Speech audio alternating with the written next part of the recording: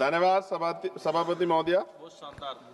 मैं इस सदन का ध्यान भारत के राष्ट्रीय गीत वंदे मातरम के इतिहास और उसके राष्ट्रीय महत्व और उसकी संवैधानिक स्थिति की ओर आकर्षित करना चाहता हूं। हालांकि सब लोग इस पर बोल चुके, लेकिन जो हमें सुनने वाले हैं वो भी सुनेंगे, तो इस पर चर्चा करनी बहुत जरूरी है। वंदे मातरम कोई साधारण गीत नहीं है, ये भारत की आजादी की लड़ाई का सबसे प्रचलित उद्घोष रहा है। प्रख्यात बांग्ला लेखक बंकिम चंद्र चटर्जी ने इसे वर्ष 1875 में लिखा था और 1905 में जब लॉर्ड कर्जन ने बंगाल विभाजन की घोषणा की, तब यह गीत ब्रिटिश शासन के विरुद्ध जन प्रतिरोध का गूंज बन गया। ब्रिटिश पुलिस जब भारतीयों की आवाज दबाने के लिए लाठी चलाती थी, गोलियां दागती, तब हमारे क्रांतिकारी नायक नायिकाएं वंदे मातरम गर्जना से आसमान गुजा देते थे। अनेकों वीरों ने फांसी के तख्ते पर चढ़ते हुए गोलियों का सामना करते हुए अंतिम शब्द वंदे मातरम ही कहे थे। इतना ही नहीं, अंग्रेजों ने इस गीत से इतने भयभीत हुए कि उन्होंने इस पर प्रतिबंध लगा दिया।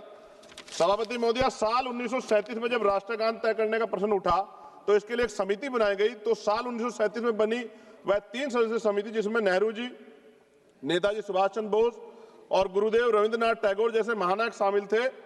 और टैगोर जी की सलाह पर वंदे मातरम के पहले 2 अंतरों को राष्ट्रीय गीत के रूप में स्वीकार करने की अनुशंसा की गई।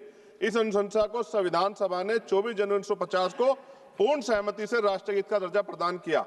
ऐसे में आज उसकी स्थापित, स्वीकृत और सर्वमान्य स्थिति पर अनावश्यक विवाद खड़ा करना न केवल इतिहास के तथ्य और संविधान की मर्यादा के विपरीत है, बल्कि यह उन महान विभूतियों, विशेषकर बोस जी और रविन्द्रनाथ टैगोर का भी अपमान है, जिन्हें आज भाजपा स्वयं अपना आदर्श बताती।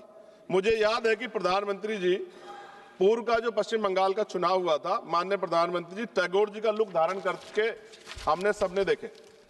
ऐसे में उन्हें टैगोर जी की स्पष्ट सलाह पर निर्धारित राष्ट्रीय गीत की स्थिति पर सवाल उठाना उनके विचारों और उनके ऐतिहासिक समिति दोनों के प्रति असम्मान की श्रेणी में आता है। माननीय सभापति जी, 24 जनवरी 1950 को संविधान सभा द्वारा राष्ट्रीय गीत घोषित किए जाने के बावजूद यह भी सत्य है कि संविधान में अनुच्छेद 51A के तहत राष्ट्रगान जन गण मन का सम्मान करना अनिवार्य है, जबकि वंदे मातरम के लिए कोई संवैधानिक बाध्यता नहीं बनाई गई। इसलिए वंदे मातरम का सम्मान हमारे नैतिक कर्तव्य है, लेकिन किसी भी नागरिक पे से अनिवार्य करना संविधान की भावना के अनुरूप नहीं। और हम संविधान को मानने वाले लोग हैं। हमारे महान स्वतंत्रता सेनानियों ने एक ऐसा भारत चाहा था जहां देशभक्ति, स्वतंत्रता और सबकी आस्था तीनों का सम्मान साथ साथ रहे। वंदे मातरम इस देश की आत्मा में बसता है, परंतु देशभक्ति को किसी एक नारे, एक गीत या एक प्रतीक तक सीमित करना भी उचित नहीं। हमारा भारत संविधान, विविधता और स्वतंत्रता पर विश्वास करने वाला है। इसी संदर्भ में मैं संविधान निर्माता परम पूज्य डॉक्टर बाबा साहब अम्बेडकर की एक अमर पंक्ति कोट करना चाहता हूं, जिसमें उन्होंने कहा, राष्ट्र व्यक्ति से बनते, मिट्टी से नहीं बनते। यानी राष्ट्र की असली शक्ति उसके नागरिक हैं, उनकी चेतना, उनके अधिकार, उनकी स्वतंत्रता है। मैं इस सदन में ये भी कहना चाहता हूं कि वंदे मातरम हमारा गर्व है, हमारी विरासत है, लेकिन गर्व को कभी जबरन थोपा नहीं जाता, गर्व दिल से स्वीकार किया जाता है। वंदे मातरम वो गीत है जिसने अंग्रेजी साम्राज्य हिला दिया था। आज इसे राजनीति में घसीटना, उसकी मान्यता को कम करना। वंदे मातरम हमें जोड़ता है, तोड़ने की पहचान भी बताता। जब इसे हथियार बनाए और उनकी नीयत देश नहीं, सिर्फ आपकी अपनी राजनीति चमकाना हो। सभापति महोदय, आज भी अगर कहीं कोई आंदोलन होता, मैं एक अधिवक्ता हूं, उत्तराखंड के देहरादून में अधिवक्ता 29 दिन से कड़क ठंड में बैठे हैं, इसी गाने को, इसी राष्ट्रीय गीत को गुनगाते हुए आंदोलन कर रहे हैं कि हमें सरकारी चैम्बर सरकार उत्तराखंड की दे। मैं बात आपको इसलिए कह रहा हूं, हमने किसान आंदोलन देखे, पहलवान बेटियों का आंदोलन देखा, अध्यापकों का आंदोलन देखा, युवाओं का आंदोलन देखा, लेकिन मैं ये भी मानता हूं कि सत्ता इस पर राजनीति कर रही है। और अंत में सभापति महोदय, वंदे मातरम है दिल की धड़कन, इसे लड़ाई की दीवार मत बनाओ, इसे लड़ाई की दीवार ना बनाओ, मां के नाम पर नफरत की राजनीति का बाजार ना सजाओ। हम सम्मान से कहेंगे, फर्ज है हमारा, पर किसी नागरिक की आजादी पर पहरा ये संस्कार नहीं हमारा। सभापति जी, इतिहास पे बात होगी, जो आज नहीं है उन पे बात होगी, लेकिन वर्तमान पे भी तो बात होनी चाहिए ना। वर्तमान पे, इतिहास से हमें सीख लेनी चाहिए। आज क्या हाल है देश के? बुनियादी सुविधाएं लोगों को नहीं मिली, रोटी कपड़ा मकान की व्यवस्था नहीं है, और जुल्म, जाति, अन्य अत्याचार दलितों पे, पिछड़ों पे, मुसलमानों पे, आदिवासियों पे लगातार जारी।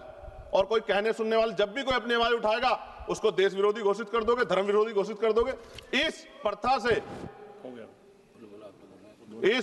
से क्या देश आगे बढ़ सकता है? एक ऐतिहासिक प्रमाण बता रहा हूं जी, खत्म करते हुए ऐतिहासिक प्रमाण बता रहा हूं।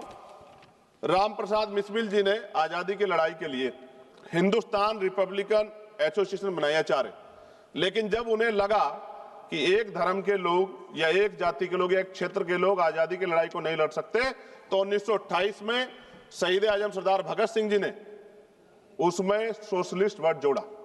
हिंदुस्तान सोशलिस्ट रिपब्लिकन एसोसिएशन क्यों बनाया?